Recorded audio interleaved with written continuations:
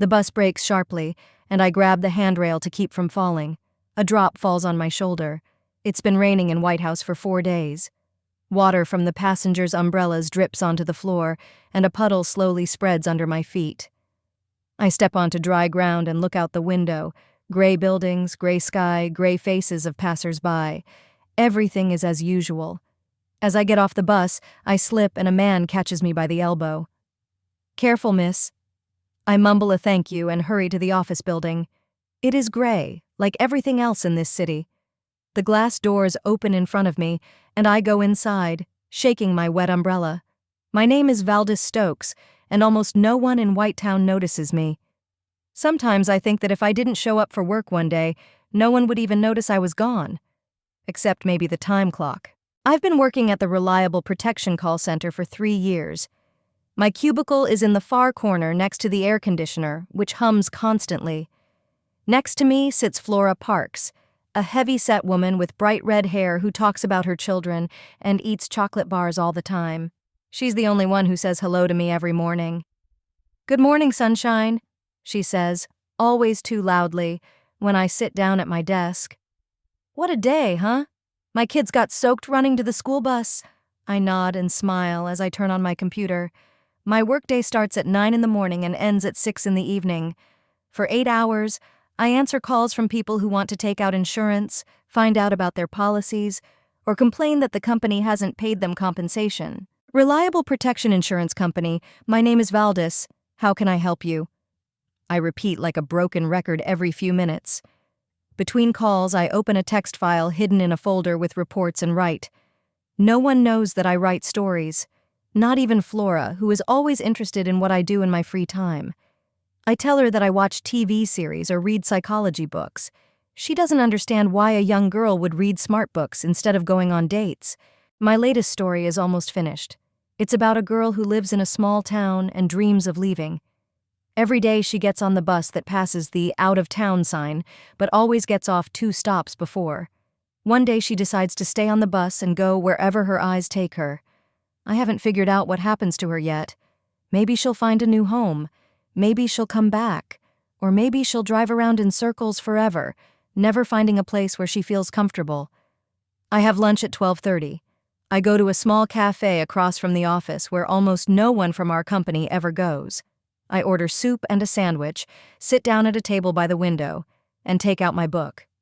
Today, I'm reading To Kill a Mockingbird. Rereading, to be precise.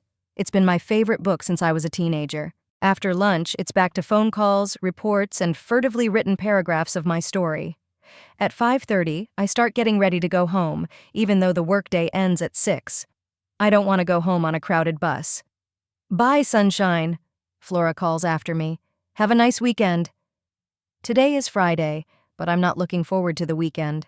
The weekend means 2 days at home with my family. 2 days when I can't hide behind work and books. Our house is big, 2 stories, with a garden. My father bought it when he was promoted to chief engineer at the factory. That was 12 years ago, when I was 10. I remember how Tessa and I ran through the empty rooms and our voices echoed off the walls. Tessa is my older sister. She is 26, works at a bank, and is dating Eaton Winslow, the son of the owner of the largest pharmacy chain in town. She has blonde hair like my mother, a slim figure, and impeccable taste in clothes.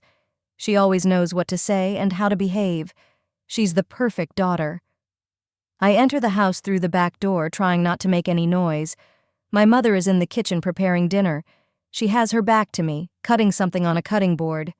Her blonde hair is pulled back into a perfect bun, and she's wearing a house dress and an apron.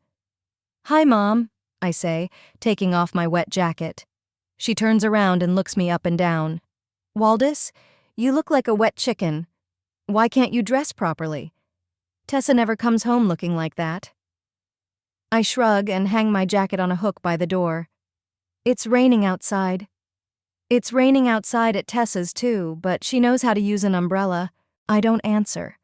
Arguing with my mom is pointless. She'll always find something to complain about. My hair is too dark, too straight. My clothes are too plain, too cheap. My job is too boring, too unpromising. I'm too quiet, too inconspicuous. Not like Tessa.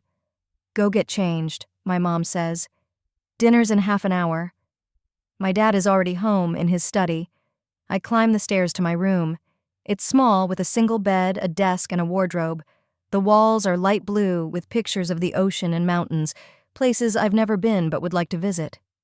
After changing into jeans and a sweater, I sit down at my desk and turn on my laptop.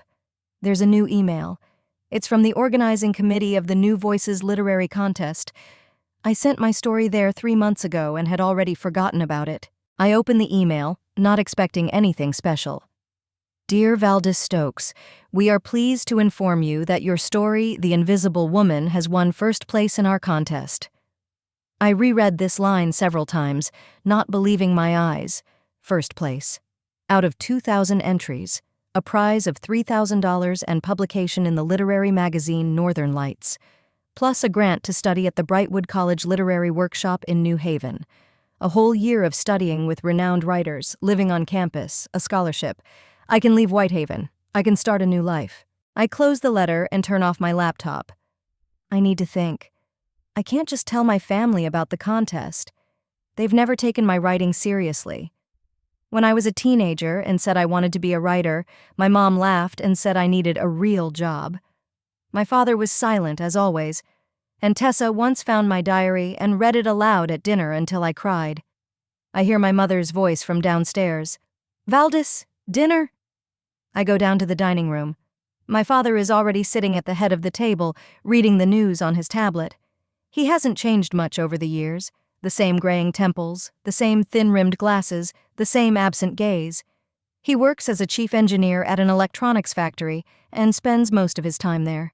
Hi, Dad, I say, sitting down at my place. He looks up from his tablet and nods at me. Then he goes back to reading. We hardly talk. When I was little, he used to take me fishing sometimes. We would sit on the riverbank and he would tell me about the constellations and how different mechanisms work. Then he started taking only Tessa with him, and then he stopped going fishing altogether. Mom puts a casserole and salad on the table. We start dinner in silence. A few minutes later, Tessa comes in. She looks flawless. Her hair is styled in waves, her makeup is perfect, and she's wearing an elegant dress and high heels.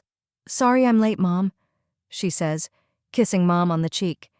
Ethan and I had a meeting with a photographer to discuss the photo shoot for the invitations. Mom lights up. It's okay, honey. You look beautiful. Right, Terrence? Dad looks up from his tablet and nods. Very beautiful, he says, and a rare smile appears on his face. Tessa sits down across from me and serves herself some salad. Hi, Valdez, she says with a smile that doesn't reach her eyes. How was your day? Insure anyone? She always talks about my job with a hint of contempt, as if answering calls at an insurance company is something to be ashamed of. Fine, I reply, staring at my plate. Tessa was looking at wedding venues today, my mom says. She and Eaton are thinking about the Grandview Hotel. It's the most prestigious place in town. That's great, I say, even though no one is expecting a response. And we're thinking of going to Bali for our honeymoon, Tessa adds. Ethan's parents offered to pay for the trip. They're so generous. My mom looks at me. See, Valdez, that's what it means to build your life right. Tessa always knew what she wanted and went after it. And you? She sighs. 22 years old and still sitting in that call center. No prospects, no ambition. I chew my casserole in silence. It's a little too salty. Mom, don't be so strict, Tessa says with fake sympathy. Not everyone can be successful. Someone has to answer the phones and fill out paperwork. They exchange knowing glances, and I feel a lump of anger growing inside me. I think about the letter that came today, about how my story won the contest, about how a new life in New Haven awaits me. But I say nothing. After dinner, I help my mom clear the table while Tessa tells my dad about her wedding plans. I hardly listen, lost in my own thoughts. When I finish washing the dishes, Tessa comes over to me. By the way, Valdez, I need to talk to you about something important, she says, leaning on the kitchen table. Next Friday, Eaton and I are having a formal dinner to celebrate our engagement. His parents will be there, along with ours and a few close friends. I nod, drying my hands with a towel. Okay, I'll try not to get in the way.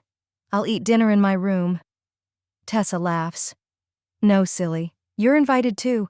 You're my sister after all. Mom insists that you be there. I look at her in surprise. Tessa doesn't usually invite me to her events. Really? Well, okay. Thanks for the invitation. Just try to look presentable, please, she adds, looking me up and down. Maybe I can lend you something from my closet, and you need to do something with your hair. It's so bland. I nod again, not knowing what to say. And one more thing, Tessa lowers her voice. Try not to talk too much. Eton parents are very educated people. They won't understand your simple interests. Just smile and agree with everything they say. Whatever you say, I reply, feeling a wave of irritation rising inside me again. Tessa pats me on the shoulder. That's good. 7 o'clock sharp. Don't be late. She leaves, leaving a trail of expensive perfume behind her. I stand in the kitchen, looking out the window at the dark garden. The rain is still falling, drumming on the glass. I think about what I can tell my family about my victory at this dinner. About how I'm going away to study. About how I'm not the failure they think I am.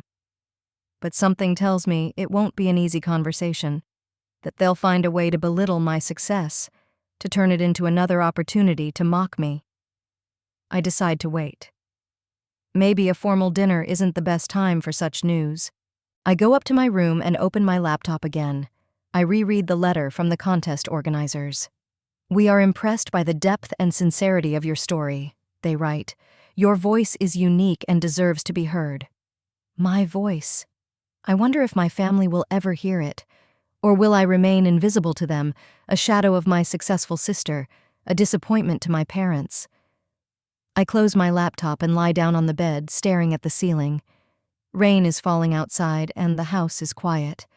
I think about dinner, about the red envelope with the letter announcing my victory that I hid in my desk drawer, and about how maybe, very soon, everything will change. The week flew by. Every day I woke up thinking I had to tell my family about winning the contest, but every evening I found a reason to put off the conversation. On Monday, my mom was in a bad mood because of problems at her book club. On Tuesday, my dad came home late from work. On Wednesday, Tessa brought Eton to dinner, and all attention was focused on them. On Thursday, I simply chickened out. And on Friday, the day of the official engagement dinner, arrived.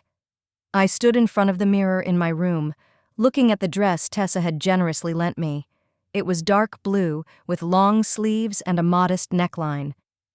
It hides all your figure flaws, she said, handing me the hanger.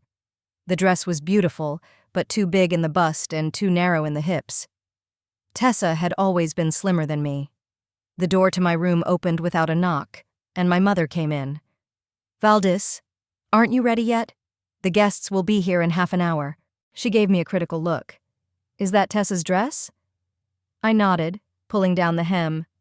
It looks better on her, Mom said, coming closer. Let me at least fix your hair. She took a comb out of her pocket and began to comb my hair roughly, like a little girl. If you went to the salon sometimes, like Tessa, you wouldn't have such split ends. I endured it silently, looking at my reflection in the mirror. Dark hair, dark eyes, pale skin. The complete opposite of the golden-haired, radiant Tessa. Okay, that'll do, Mom sighed. Just try to be more presentable today. The Eton parents are very important people in town, and we don't want to make a bad impression. Of course, Mom, I replied. I'll behave myself. She pursed her lips. It's not about behave yourself, Valdis. It's about being interesting, engaging. You always sit there like a mouse, not saying a word.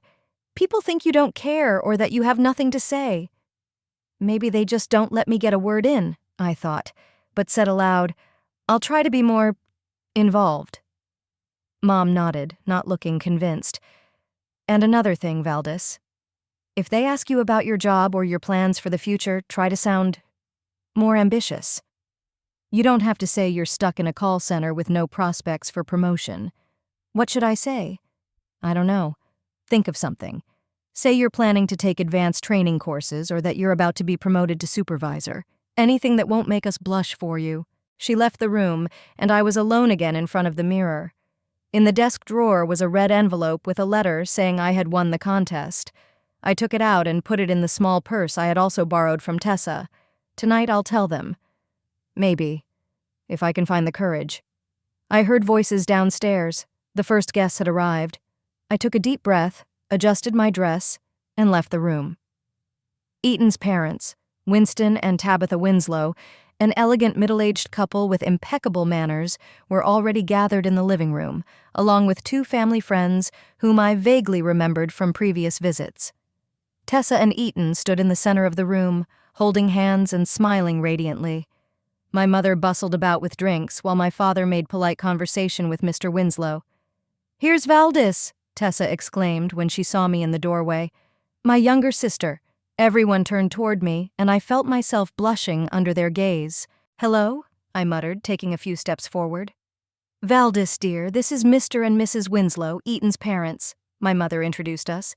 "And this is Doris and Hugo Nash, our old friends." I shook everyone's hands, trying to smile naturally. "It's very nice to meet you." "Valdis, what an unusual name," said Mrs. Winslow. "Does it have any meaning?" I opened my mouth to answer, but my mother beat me to it. "It's a Scandinavian name. It means ruler." Terence and I were into Scandinavian mythology when we were expecting Valdis. That was a lie. My father had chosen my name, and it was Latvian, not Scandinavian. It meant ruler of the forest, not just ruler. But I kept quiet. My mother always embellished reality when it came to our family's appearance. "How interesting," Mrs. Winslow said politely. "And what do you do, Valdis?" "I work at an insurance company," I replied, avoiding looking at my mother. "Valdis is working there temporarily while she decides what direction to take for her further education," my mother interjected. "She's always been very versatile. It's hard for her to settle on one thing." I felt my cheeks flush again. Another lie. I had never been well-rounded. I was a quiet girl who loved to read and write, and who had never been given a chance to prove herself. "Dinner is ready," my mother announced, saving me from having to continue the conversation. "Everyone, please come to the table." The dining room was decorated with flowers and candles. My mother had brought out the best china and crystal, which was usually only used at Christmas. In the center of the table was a vase of white roses, Tessa's favorite flowers. I sat down in my usual place at the far end of the table, next to Doris Nash. Tessa and Eaton sat opposite us, with Eaton's parents next to them and my parents at either end of the table. "Well," my father began, raising his glass, "I'd like to propose a toast to Tessa and Eaton and to their happy future together." Muriel and I always knew that our eldest daughter would find a worthy partner. Everyone raised their glasses and drank. I took a small sip of wine, watching Tessa and Eaton's beaming faces. They really did look happy. "Tessa has always been special," my father continued. "Even in school, she showed leadership qualities, was class president, captain of the debate team. In college, she was one of the best students, and now she has a successful career at a bank. And she's a wonderful daughter," my mother added, with tears in her eyes. "She always thinks about the family, always takes care of us. We are so proud of her." I stared at my plate, mechanically cutting my steak into small pieces. Every word my parents said was true. Tessa was indeed successful, beautiful, and caring, to them. To me, she was always the older sister who knew how to use her superiority to make me feel worthless. I remembered an incident from my childhood. I was about 8 years old, and Tessa was 12. I drew a picture for a school contest, a landscape with a river and trees. I worked on it for a whole week. In the morning, when I was about to take it to school, the picture disappeared. I cried and I looked everywhere, but to no avail. 2 days later, Tessa came home with a certificate for first place in the drawing contest. It was my picture, only with her signature on it. When I told my parents about it, they decided that I was jealous of my sister and making up stories. "Tessa wouldn't do that," my mother said. "She doesn't need other people's work. She has her own talent." "Valdis, don't you want to say something about your sister?" my mother asked suddenly, pulling me out of my memories. All eyes turned to me again. I put my fork and knife on my plate. "Of course," I said, trying to collect my thoughts. "Tessa. She always knew what she wanted and went after it. I'm glad she found someone who appreciates her as much as our family does. It sounded awkward, but it was sincere. Despite all our complicated issues, I truly wanted my sister to be happy. How sweet, said Mrs. Winslow. You and your sister are obviously very close. Tessa laughed. Oh, we're so different. Valdis was always so quiet. Remember, Mom, how she used to hide under the table when we had guests over? Mom smiled. Yes, Valdis was always shy. Unlike Tessa, who had been able to hold a conversation since she was 3. That's true, confirmed her father. When Tessa was 5, she argued with me about politics. Childishly, of course, but still. Everyone laughed, and I buried my face in my plate again. It was always the same. Tessa was the bright star, and I was her dim shadow. And you, Valdis, Mr. Winslow turned to me. What are your plans for the future? Tessa said you work at an insurance company? I felt my mother tense up. Yes, I work at a call center for a company called Reliable Protection, I replied honestly. Is that an interesting job? Mrs. Winslow asked, a hint of surprise in her voice. Not particularly, I admitted, but it pays the bills. Valdis doesn't plan on staying there forever, my mother interjected. She just hasn't found her calling yet. At 22? Mrs. Nash raised her eyebrows. My son was finishing his master's degree at that age. Not everyone develops at the same pace, Mr. Nash said, trying to soften his wife's words. Everyone has their own path. Of course, my mother agreed, her voice strained. Valdis is just a late bloomer, Tessa snorted, or a weed that will never bloom. Everyone laughed again, even Mr. and Mrs. Winslow, though more restrainedly. I sat with my fists clenched under the table, feeling my nails dig into my palms. Okay, let's not embarrass Valdis, my mother said, still smiling. Let's talk about the wedding. Tessa, have you picked a date yet? The conversation turned to wedding plans, and I became invisible again. I ate silently, nodding occasionally when someone addressed me directly, but mostly just listening. Tessa talked about the dress she had picked out, the flower arrangements, the banquet menu. Eaton talked about their honeymoon in Bali and the house they were planning to buy in the suburbs. My parents discussed the guest list and gifts. And you, Valdis, will you be the maid of honor? Mrs. Nash asked when the conversation paused for a moment. I looked at Tessa in surprise. She hadn't said anything to me about this. Well, I don't know. Of course you will, Tessa replied for me. She's my sister after all. Although I'm afraid she'll have to lose a lot of weight to fit into a bridesmaid's dress. They'll all be extra small sizes. Another chuckle rippled around the table. I felt myself blushing with humiliation. Tessa, don't be like that, my mother said, but there was no real reproach in her voice. Valdis just needs to tweak his diet a little and everything will be fine. And maybe start going to the gym, Tessa added, and to a beautician, and to a hairdresser, and Tessa, my father interrupted, but also without any particular severity. Okay, Tessa raised her hands in surrender. I just want everything to be perfect on my special day, and I don't want Valdis to stand out, not in that way. I sat with my eyes down, feeling everything inside me tighten with pain and shame. It was always the same. Ever since I was a child. Tessa could say anything, do anything, and get away with it because she was special, loved, perfect. I remembered another incident. I was 15 and had invited a few friends from school to my birthday party. We planned to go to the movies and then hang out at my house with pizza and board games. The day before the party, Tessa announced that she was throwing a party on the same day. My mom said I should cancel my plans because Tessa already has everything organized and a lot of people are coming. I spent my 15th birthday in my room, listening to Tessa's friends having fun downstairs. What about you, Valdis? Mr. Winslow's voice brought me back to reality. Do you have anyone special? I shook my head. No, I'm alone right now. Valdis has never been very popular with boys, Tessa said with a sigh. She's too secretive. Boys like girls who are open and fun. Not everyone needs to be popular, I said, surprising myself. Some people are happy just being themselves. Tessa raised her eyebrows in surprise. Being yourself? How does that work for you, Valdi? 22 years old, no career, no boyfriend, no prospects, just a job at a call center and books in the evenings. "Tessa," my mother exclaimed, but without real indignation. "What? I'm telling the truth. Valdi has always been like this. She has her head in the clouds, writing stories in her diary instead of living a real life." I froze. She knew about my stories. Of course she did. Tessa always rummaged through my things. "Everyone has their own interests," said Mr. Nash, clearly feeling uncomfortable. "Of course," agreed Tessa. "But some interests lead to a successful life, and others lead to vegetating in your parents' house until you're old." "Tessa, please," Eaton interjected, showing for the first time that evening that he was not entirely comfortable. "Let's not—" "No, it's okay," Mom said, forcing a smile.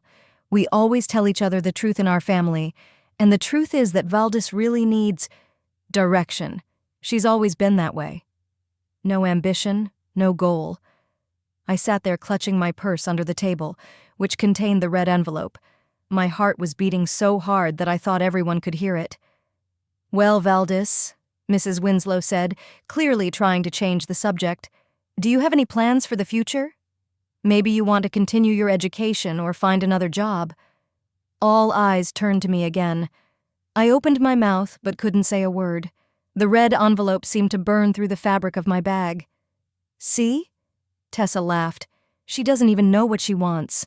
"Valdis, answer when you're spoken to," my mother said irritably. "It's rude to remain silent when someone asks you a question." I swallowed. I have some plans, but—" "What plans?" Tessa interrupted. "Let me guess, read more books, or maybe start collecting cats?" Laughter rang out again at the table. Even my parents were smiling. "Tessa, don't be so cruel," Eaton said, but he was smiling too. "I'm not cruel, I'm realistic," Tessa retorted. "Valdis has always been like this. Big dreams, but no action. Remember, Mom, how she said she wanted to be a writer? And then she didn't even try to get into the writing program." "Because you all said it was pointless," I blurted out. Mom pursed her lips. "We just wanted you to choose something more practical. Writing isn't a real profession, Valdis, it's a hobby." "For people like me, yes," I said quietly, because no one ever believed in me. "Oh, don't start with your drama." Tessa rolled her eyes. "No one believed in you because you never did anything to earn that belief. You've always been like, 'Oh, I'm so special, but no one understands me.' It was cute when you were 13, but now it's just pathetic." I felt something break inside me. All the years of ridicule, neglect, and humiliation came crashing down on me with renewed force. "Valdis, calm down," my mother said, seeing my face. "We're just worried about you. We want you to have a normal life." "Normal?" I repeated. "Like Tessa's? Pretending every day to be someone I'm not to live up to your expectations?" "Don't be dramatic," my father said, addressing me directly for the first time that evening. "Tessa just made the right choice in life. She worked hard, studied, built a career, and you still don't know what you want." "I do," I said, but no one was listening. "See?" Tessa said to Winslow. "This is what we have to deal with every day. Drama, accusations, no responsibility for your own life." "You're a disgrace to the family, Valdis," my mother said suddenly, and her words sounded like a slap in the face. "We gave you everything, a home, an education, support, and you can't even answer a simple question about your future." Silence fell over the table. Winslow and Nash looked shocked, Eaton embarrassed. Tessa smiled smugly. Her father stared at his plate. "You're a disgrace to the family," her mother repeated, "while Tessa makes us proud every day." And then they laughed. Tessa laughed loudly and openly, my mother nervously, my father quietly. Even Eaton allowed himself a smile. Only Winslow and Nash sat with stony faces, clearly unsure how to react to this family scene. I could feel my cheeks burning and tears welling up in my eyes. But I didn't cry. Instead, I opened my purse and took out the red envelope. "Here," I said, placing it on the table in front of my mother. "This might change your minds." The dining room fell silent. All eyes were fixed on the red envelope lying on the table in front of my mother. Even Tessa stopped smiling, looking curiously at the unexpected appearance of this bright spot, among the white porcelain and crystal. "What is it?" my mother asked, not touching the envelope. "Open it and you'll find out," I replied quietly but firmly. Mom glanced uncertainly at Dad, then at the guests, as if apologizing for the awkward situation. Her perfectly manicured fingers carefully picked up the envelope as if it might explode. Slowly, almost reluctantly, she opened it and took out the contents, several sheets of paper, neatly folded together. The first was the official form for the New Voices literary contest. Mom began to read aloud. "Dear Valdez Stooks, we are pleased to inform you that your story, The Invisible Man, has won first place in our contest." Her voice faltered, and she fell silent, scanning the rest of the text. "What is it, Muriel?" her father asked, leaning toward her. Her mother continued, but more quietly, as if she couldn't believe her eyes. Out of 2,000 entries, the jury unanimously selected your story as the best of the year. Your unique voice, depth of character, and sincerity of storytelling set your work apart from the rest. We are pleased to award you a prize of $3,000 and offer you publication in the literary magazine Northern Lights, which will be released next month. She looked at me incredulously. Is this real?" I nodded. "Check the date it was sent. The letter arrived a week ago." Mom looked at the top corner of the page and then back at me. "Why didn't you say anything? Would you have believed me?" I asked, and she looked away. Tessa held out her hand. "Let me see." She snatched the letter from my mother and quickly scanned it, her face gradually changing from disbelief to irritation. $3,000? For a story?" she snorted. "It must be some kind of mistake." "No mistake," I said calmly. "Look at the second page." Mom took the next document out of the envelope. It was an official grant notification from Brightwood College. "Dear Miss Stokes, we are pleased to inform you that as a result of the New Voices literary competition, you have been awarded a 1-year grant to attend our literary workshop. The grant includes full tuition, on-campus housing, and a monthly stipend." Mom paused again, and I saw her eyes widen as she read the amount of the stipend. "Brightwood College?" Dad showed genuine interest for the first time that evening. "The one in New Haven?" I nodded. "It's one of the best literature programs in the country," he explained to the others. "Very prestigious. Pulitzer Prize winner Andrew Morton went there," I added, "and several other famous writers." Tessa slammed her papers down on the table. "So, you're going to go there? Quit your job and move to another city for writing?" There was so much contempt in her voice that I could almost feel it, but for the first time in years it didn't hurt. "Yes," I replied simply. "I'm leaving in 2 weeks." "I've already handed in my resignation," my mother gasped. But you can't just leave like that. This isn't serious, Valdez. Quitting a stable job for some hobby." "It's not a hobby." I shook my head. "It's what I've always wanted to do, and now I have the opportunity." "But what then?" my father asked. "The grant will end in a year, and what will you do then?" "I'll write," I replied. "There's something else in the envelope. Look at the last sheet." My mother took out the last document, a printout of an email from the Silver Pen Publishing House. "Dear Miss Stokes, we are interested in publishing a collection of your short stories after reviewing The Invisible Woman and your other works submitted to the contest. If you would like to discuss the terms of the contract—" "A publishing house?" Tessa looked as if someone had slapped her. "They want to publish your stories. In a real book?" "Yes." I couldn't help smiling a little. "They've already read several of my works and think they'd make a good collection." "What are the stories about?" Eaton asked suddenly, showing genuine interest in the conversation for the first time. I took a thin stack of papers out of my purse, printouts of several stories I had submitted to a contest. "Here, you can read them. They're about different things, about people who feel invisible, about families where love is expressed in strange ways, about how hard it is to find your voice when everyone around you is trying to silence you." I placed the stories on the table, and after a moment's hesitation, Mrs. Winslow picked up the top sheet and began to read. Soon the other guests joined her. My parents and Tessa sat motionless, staring at the papers but not touching them. "This is very well written," Mrs. Winslow said after a few minutes, looking up from the story. "You have real talent, Valdis." "The characters are so recognizable," Mr. Nash added. "It's like I know these people." Tessa abruptly grabbed one of the stories and began to quickly flip through it. I saw her expression change as she read. Surprise, recognition, anger. This is us," she said finally, looking up at me accusingly. "You wrote about us." I held her gaze calmly. "I wrote about a girl from a small town who feels invisible in her own family, about parents who always compare her to her perfect older sister, about how hard it is to find your way when no one believes in you. You made us out to be some kind of monsters." Tessa threw the story on the table. This is slander." "No," I shook my head. "It's a work of fiction inspired by real events. The names have been changed, the details have been changed, but the essence remains the same." Mom finally picked up one of the stories and began to read.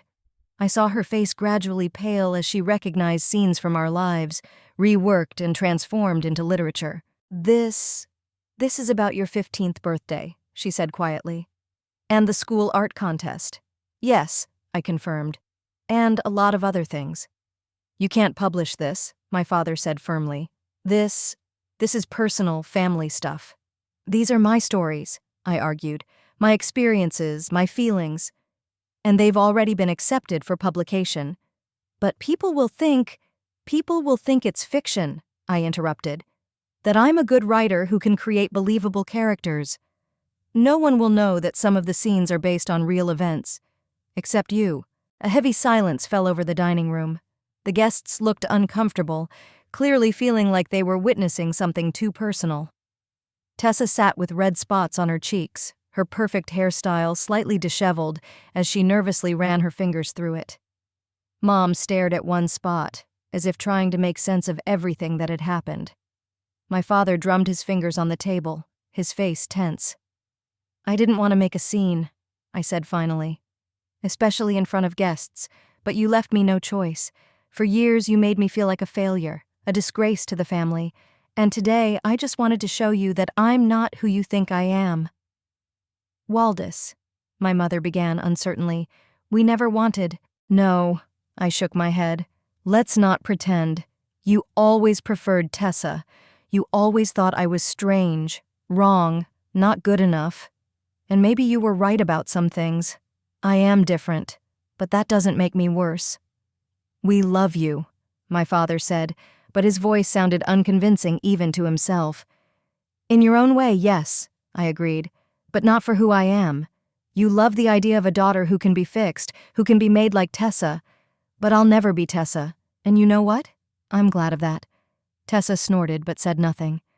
Her gaze was fixed on the stories on the table, as if she couldn't believe I'd really written them. That I'd really won the contest, that I'd really gotten a grant and a contract with a publisher. "So," I said, standing up from the table, "in 2 weeks I'm leaving for New Haven, starting a new life. And I wanted you to know. Not to make you proud of me, I know that won't happen. But so you understand, I'm not a failure, I'm just different." I turned to the guests. "I apologize for ruining your evening. Congratulations to Tessa and Eaton on their engagement. I wish you happiness." With that, I left the dining room and went up to my room. Below, the guests were shocked. My parents were confused, and I'm sure Tessa was furious. But for the first time in many years, I didn't care what they thought of me. In my room, I sat down on the bed and took a deep breath. The adrenaline rushed out, leaving a strange emptiness behind. I felt neither triumph nor malice, only relief. It was as if a heavy burden I had been carrying my whole life had finally fallen from my shoulders. I looked around.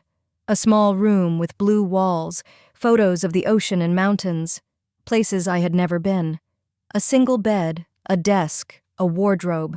I had spent most of my life here, hiding from ridicule and criticism, creating my stories, dreaming of another world.